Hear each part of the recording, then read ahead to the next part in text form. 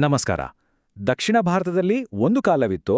ಆಗ ಕಲ್ಲನ್ನು ಮೇಣಲ ಹಾಗೆ ಬಾಗಿಸಿ ಅದರಲ್ಲಿ ಅದ್ಭುತವಾದ ಕಥೆಗಳನ್ನೇ ಕೆತ್ತಿದ ಒಂದು ರಾಜವಂಶ ಆಳ್ವಿಕೆ ನಡೆಸಿತು. ಅವರೇ ಹೊಯ್ಸಳರು. ಅವರ ದೇವಾಲಯಗಳು ಅಂದ್ರೆ ಅವು ಕೇವಲ ಪೂಜಾ ಸ್ಥಳಗಳಲ್ಲ, ಅವು ಇತಿಹಾಸವನ್ನೇ ತನ್ನೊಳಗೆ ಹಿಡಿಗಿಟ್ಟಿರುವ ಕಲ್ಲಿನ ಮಹಾಕಾವ್ಯಗಳು. ಬನ್ನಿ, ಈ ಮಹಾನ್ ಪರಂಪರೆಯ ಆಳಕ್ಕೆ ಒಮ್ಮೆ ಇಳಿದು ನೋಡೋಣ. ಹೊಯ್ಸಳ ಈ ಹೆಸರಿನ ಮೂಲವಾದ್ರೂ ಎಲ್ಲಿದೆ ಗೊತ್ತೇ? ಇದು ಶುರುವಾಗೋದೇ ಒಂದು ರೋಚಕವಾದ ದಂತಕಥೆಯಿಂದ. ದಟ್ಟವಾದ ಕಾಡಿನಲ್ಲಿ ಗುರು ಸುದತ್ತರ ಮೇಲೆ ಒಂದು ಹುಲಿ ಎರಗಿದಾಗ ಹೊಯ್ ಸಳ ಅಂದ್ರೆ ಹೊಡಿ ಸಳ ಅಂತ ಒಂದು ಆಜ್ಞೆ ಕೇಳಿಸುತ್ತೆ. ಆ ಒಂದೇ ಒಂದು ಕೂಗು ಮುಂದೆ ಒಂದು ಇಡೀ ಸಾಮ್ರಾಜ್ಯದ ಹೆಸರಾಗಿ ಚರಿತ್ರೆಯಲ್ಲಿ ಅಚ್ಚಳಿಯದೆ ಉಳಿದುಹೋಯಿತು.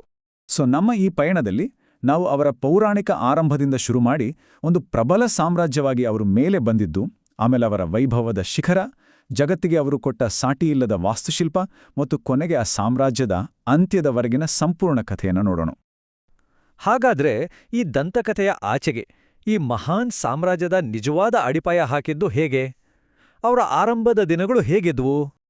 ಆದರೆ ಇದು ಕೇವಲ ಒಂದು ಜಾನಪದ ಕಥೆಯಲ್ಲ. ಕ್ರಿಸ್ತ ಶಕ 1117ರ ಒಂದು ಶಾಸನದಲ್ಲಿ ಈ ಕಥೆ ಮೊದಲ ಬಾರಿಗೆ ದಾಖಲಾಗಿದೆ.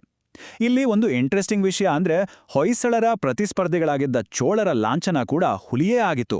ಹಾಗಾಗಿ ಚೋಳರ ವಿರುದ್ಧದ ತಮ್ಮ ಗೆಲುವನ್ನು ಸಂಕೇತಿಸೋಕೆ ಈ ಕತೆ ಹೆಚ್ಚು ಪ್ರಚಲಿತವಾಗಿರಬಹುದು ಅಂತ ಇತಿಹಾಸಕಾರರು ಊಹಿಸ್ತಾರೆ. ಆದರೆ ನಾವು ಇತಿಹಾಸದ ಪ್ರಕಾರ ನೋಡೋದಾದ್ರೆ ಹೊಯ್ಸಳರ ಮೂಲ ಕರ್ನಾಟಕದ ಮಲೆನಾಡು. ಅವರು ತಮ್ಮ ಪಯಣವನ್ನ ದೊಡ್ಡ ದೊಡ್ಡ ಸಾಮ್ರಾಜ್ಯಗಳ ಅಡಿಯಲ್ಲಿ ಸಣ್ಣ ಮುಖ್ಯಸ್ಥರಾಗಿ ಶುರು ಮಾಡಿದ್ರು ಮತ್ತು ನಿಧಾನವಾಗಿ ಕಾಲಕ್ರಮೇಣ ಪಶ್ಚಿಮ ಚಾಲುಕ್ಯರ ಅತ್ಯಂತ ಪ್ರಬಲ ಸಾಮಂತರಾಗಿ ಬೆಳೆದು ನಿಂತರು.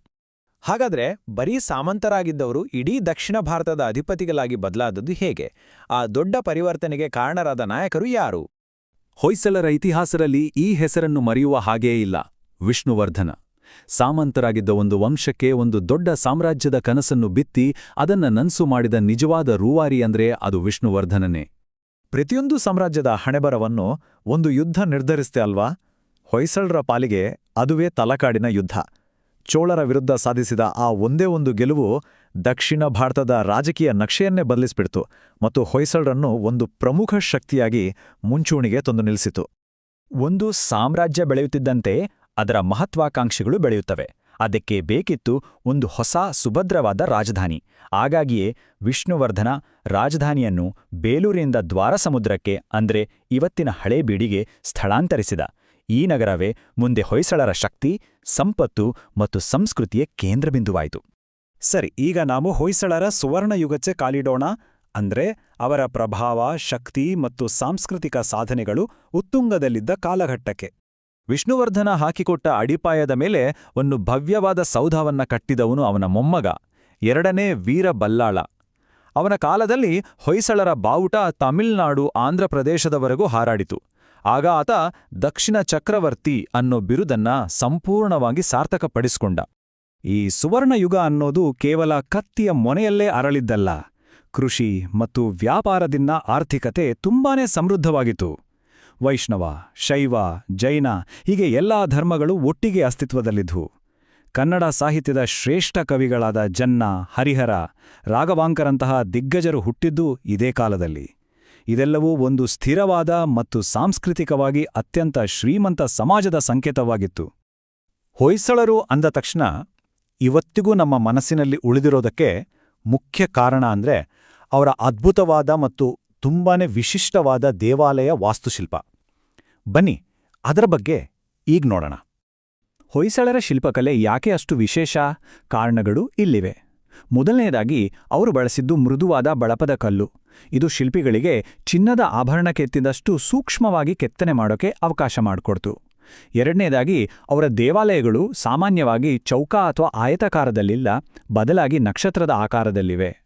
ಇನ್ನು ಒಳಗೆ ಕಾಲಿಟ್ರೆ ಕನ್ನಡಿಯಂತೆ ಹೊಳೆಯುವ ಲೇಥ್ ಮಷೀನ್ನಲ್ಲಿ ಮಾಡಿದಾಗೆ ಕಾಣುವ ಕಂಬಗಳು ನಮ್ಮನ್ನು ಸ್ವಾಗತಿಸ್ತವೆ. ಅಕ್ಷರಶಃ ಹೇಳಬೇಕಂದ್ರೆ ಒಂದಿಂಚು ಜಾಗವನ್ನು ಬಿಡದೆ ಕತೆಗಳನ್ನು ಕೆತ್ತಿರುವುದು ಅವರ ಕಲೆಗಾರಿಕೆಗೆ ಜೀವಂತ ಸಾಕ್ಷಿ. ವಿಷ್ಣುವರ್ಧನನು ತನ್ನ ತಲಕಾಡು ವಿಜಯದ ಸಂಕೇತವಾಗಿ ಬೇಲೂರಿನಲ್ಲಿ ನಿರ್ಮಿಸಿದ ಅದ್ಭುತವೇ ಈ ಚೆನ್ನಕೇಶವ ದೇವಾಲಯ. ಇದು ಹೊಯ್ಸಳ ಶೈಲಿಯು ತನ್ನ ಆರಂಭಿಕ ಹಂತದಲ್ಲೇ ಎಷ್ಟು ಪರಿಪೂರ್ಣವಾಗಿತ್ತು ಅನ್ನೋದಕ್ಕೆ ಒಂದು ಬೆಸ್ಟ್ ಉದಾಹರಣೆ. ನಂತರ ಅವರ ರಾಜಧಾನಿ ದ್ವಾರಸಮುದ್ರದಲ್ಲಿ ನಿರ್ಮಾಣವಾದ ಹೊಯ್ಸಲೇಶ್ವರ ದೇವಾಲಯವಂತೂ ಹಿಂದೂ ವಾಸ್ತುಶಿಲ್ಪದ ಒಂದು ಕಿರೀಟ ಅಂತಾನೆ ಪ್ರಸಿದ್ಧ.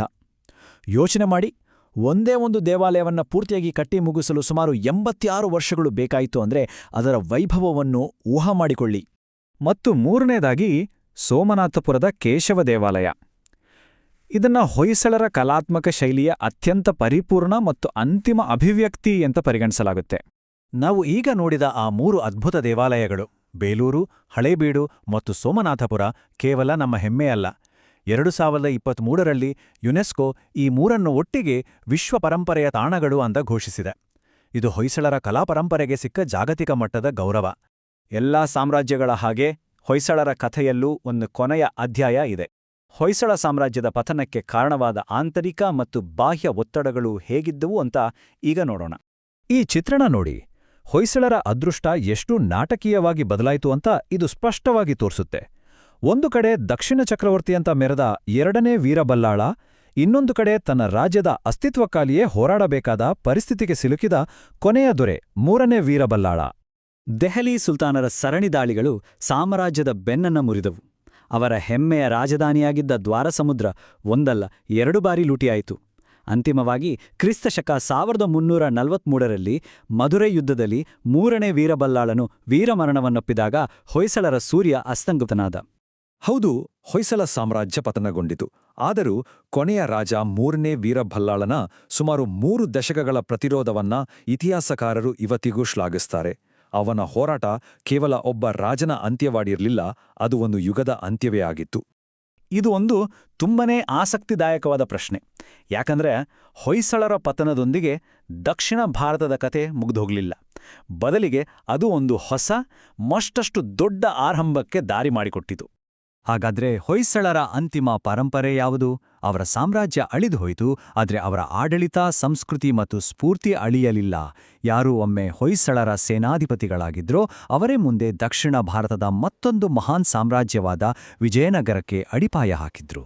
ಹೀಗೆ ಒಂದು ಸಾಮ್ರಾಜ್ಯದ ಅಂತ್ಯ ಇನ್ನೊಂದು ದೊಡ್ಡ ಸಾಮ್ರಾಜ್ಯದ ಆರಂಭಕ್ಕೆ ನಾಂದಿ ಹಾಡಿತು. ಹೊಯ್ಸಳರ ಕತೆ ಕೇವಲ ಕಲ್ಲಿನಲ್ಲಿ ಕೆತ್ತಲ್ಪಟ್ಟಿಲ್ಲ, ಅದು ಇತಿಹಾಸದ ಹಾದಿಯಲ್ಲೇ ಶಾಶ್ವತವಾಗಿ ಉಳಿದಿದೆ.